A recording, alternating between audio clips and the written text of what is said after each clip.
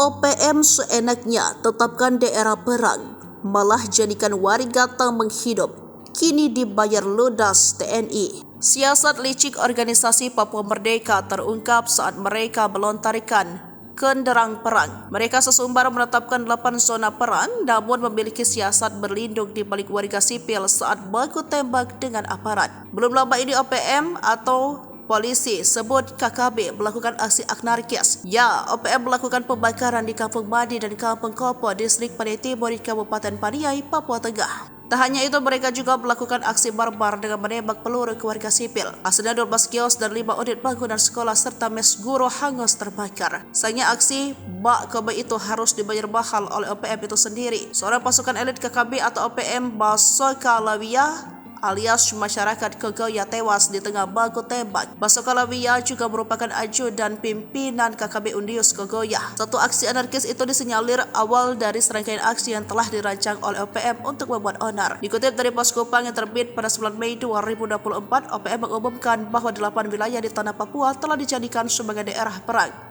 Penentuan nama daerah itu sesuai dengan fakta tentang banyaknya aksi anarkis yang terjadi di daerah tersebut. 8 wilayah merupakan daerah perang versi OPM adalah Kabupaten Intan Jaya, Puncak Jaya, Puncak Papua, Duga, Pegunungan Bintang, Yahukimo, Baibat, dan termasuk Kabupaten Paniai. Diumumkan nama-nama daerah perang tersebut setelah Polda Papua secara intensif menangani kasus penyerangan Kampung Pegapa, Intan Jaya, Papua Tengah oleh oknum yang diduga sebagai anggota OPM. Namun anggota OPM itu punya strategi jitu. Jika hendak melakukan penyerangan, mereka selalu berbaur dengan masyarakat. Pada saat itulah, aparat keamanan baik TNI maupun Polri tak bisa melepaskan serangan belasan karena khawatir mengenai warga sipil. Juru bicara TNPB OPM, Sebi Sambo, mengatakan bahwa daerah perang yang diumumkan itu sesungguhnya merupakan daerah yang selama ini selalu diwanti-wanti oleh KKB Papua. Mengenai tudingan aparat bahwa KKB Papua selalu berbaur dengan masyarakat bila hendak melakukan aksi anarkis, Sebi Sambo menjelaskan bahwa strategi itu merupakan isyarat bahwa adanya kebersamaan dalam perjuangan kemerdekaan Papua.